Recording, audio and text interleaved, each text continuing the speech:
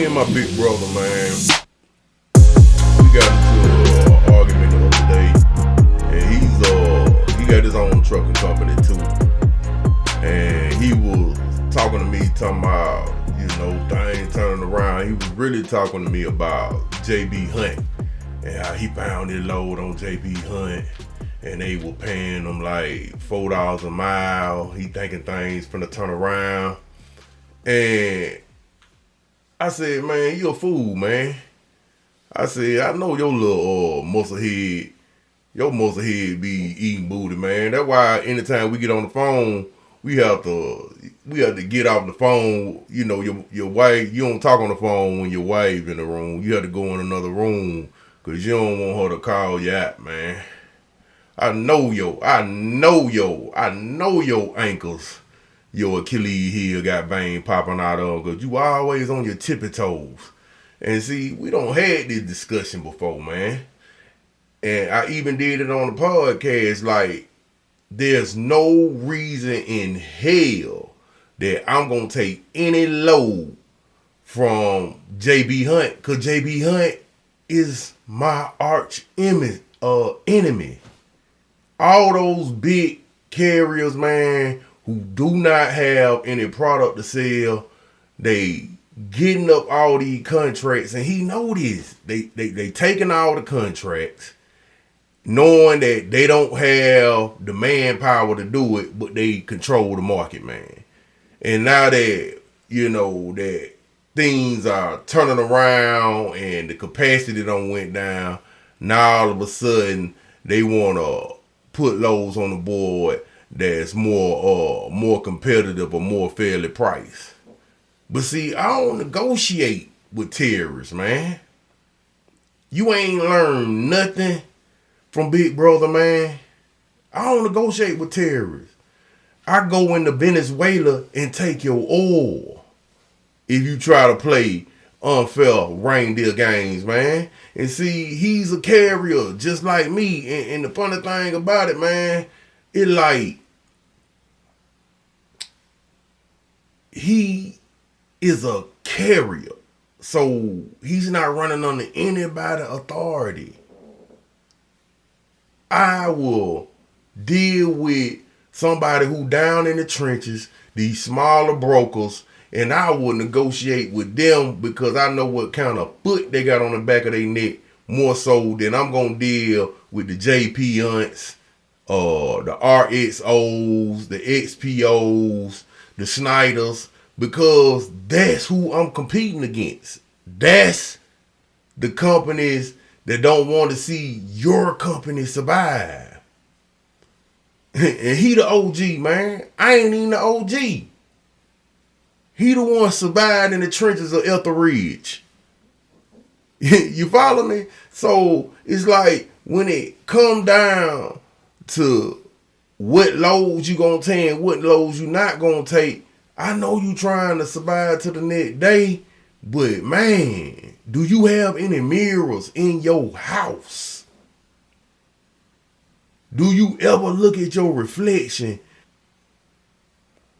and see, yeah, I got to deal with the same companies and I got to try to maneuver in this rough terrain down in this valley just as well as you do. But see, here's the difference, man.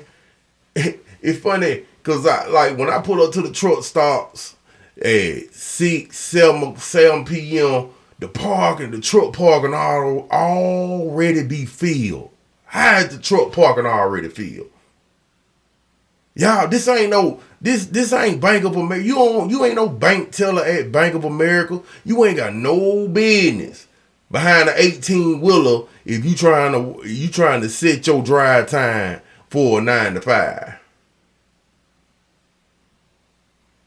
Yeah, you in rush hour traffic because you trying to make your business or drive your truck as if you in the regular world, man. You a truck driver, man. You should be able to leave out at any time of day, no matter what the circumstances. And see, when I got a company and I see them pull them rates at low rates where, I ain't really making no disposable income, it's just like I ain't see it. I'm so blind to it. But you'll be surprised, them same lows, if they don't get picked up when they get closer to the 23rd hour or the 9th hour, all of a sudden, they put all the money in the load that's supposed to be in the load. That's why I ain't gotta never take like $2-3 a mile. Because I will stall them out before I'm finna take a load for $2 an hour. And see, let's just look at it. Cause, I ain't no mathematician, but I'm finna do a little mathing for you. And he and my OG was the one that laid this down for me. It takes like roughly $1.70 per mile for you to operate your trucking company. Right? So if you're taking a load for $2 a mile, I don't care if you're trying to get back home. I don't care what you got going on. If you take a load for $2 an hour, $2 per mile, what that leaves? 70 cents. Let's just say you take 2 hours to get loaded. Let's just say you got a short haul. It take you 3 hours to get to your destination. And then it take another 2 hours. No, I don't know what your receiving time is, but it take another 2 hours. I'm just trying to keep it real basic so you can see the numbers. So that's what? 5, that's 3 plus 2, that's 5 plus 2, that's 7. 70 cents. And it took you 7 hours to do that. So you are making around $10 an hour, man. That's below minimum wages. You ain't got no business owning your own truck if you can't see margins like that. If you can't decipher margins, you ain't got no business trying to own your own truck, man. I'm telling you. Because it don't make any sense. That's being very short-sighted, man. That's being very short-sighted.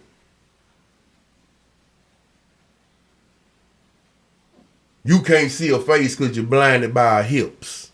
That's what type of dude you is. You can't see her. You can't see what type of energy got because you're blinded by the outfit.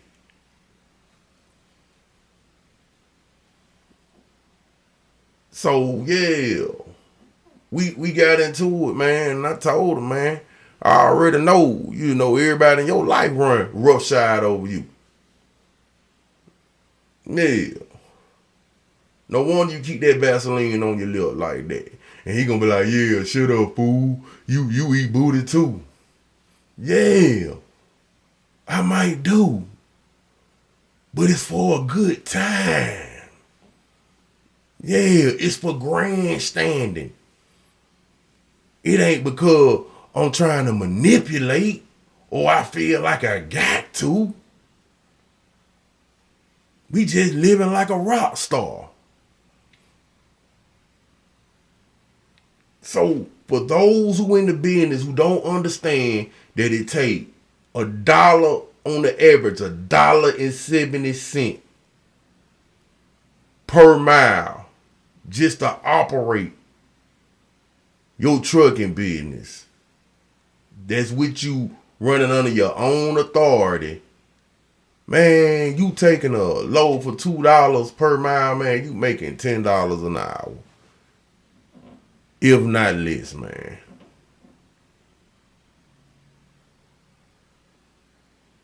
Just trying to put you up on game, man.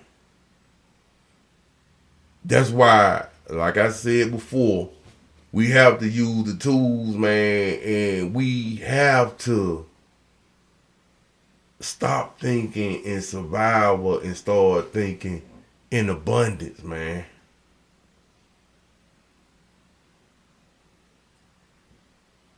Because I want you to have a great time out here, man.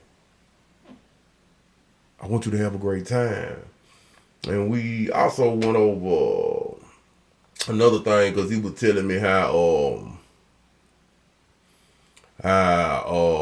he took a chance and ran this food load. See, he normally stay away from food because usually when you go into these distribution centers or picking up this food, it usually you have a lot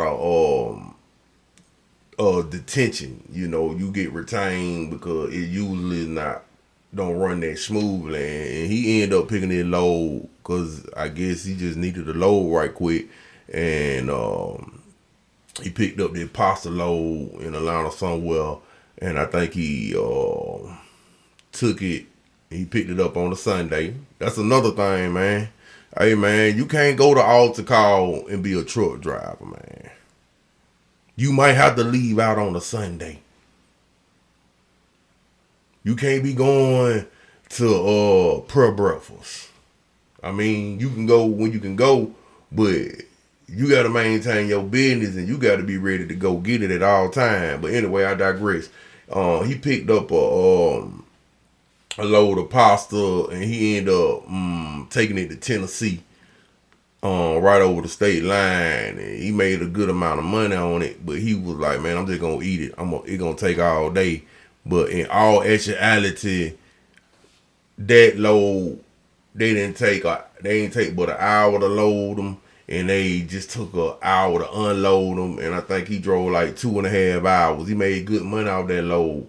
And I said, see, that's why it's important for you to display and show and keep the transparency and use the app, man, so you can see and influence other jokers to use the app to be able to post how that load went, man.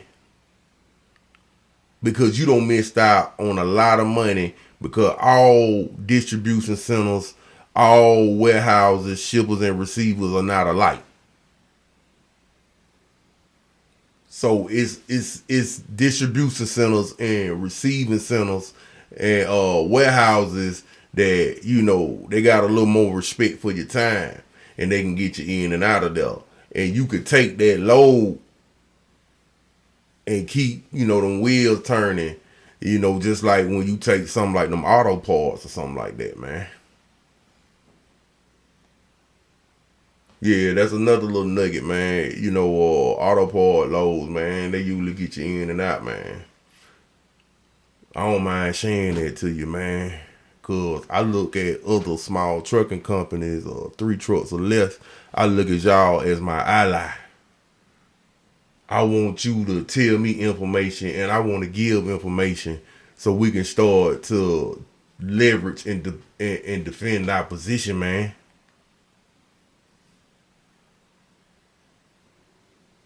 It ain't no better time than today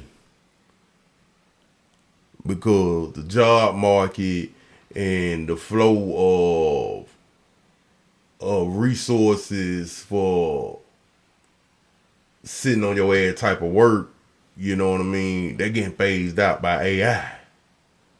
So your dollar gonna go a lot further for those who like live entertainment. Your dollar's gonna go a lot further, man. So yeah, you need to have all loads, whether it's flatbed loads, or whether it's any type of load, man. It don't matter what type of trailer you gotta use, man.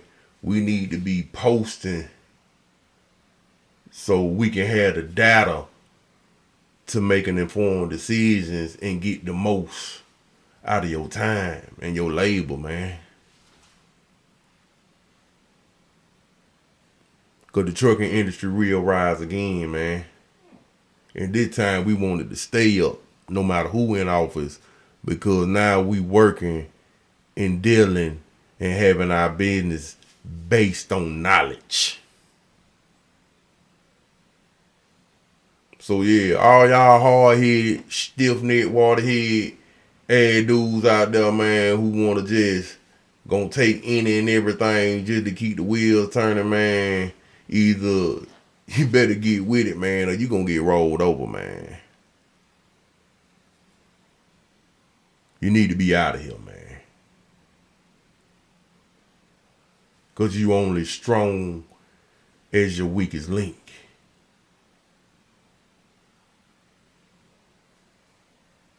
And I'd rather be at a round table than a square table. So yeah, that's all I got for you today, man. Y'all stay up, man. Be safe out on that road. Remember, it's a truck driver that die every day, man. And try to, man, keep up with your health, man. I'm a big solid dude myself, man. I've been in the trucking industry over 20 years, man. And I don't have no bed sore, man. My legs ain't swollen. I know you focus on that money, but you got to take care of your health, man. So until next time, man.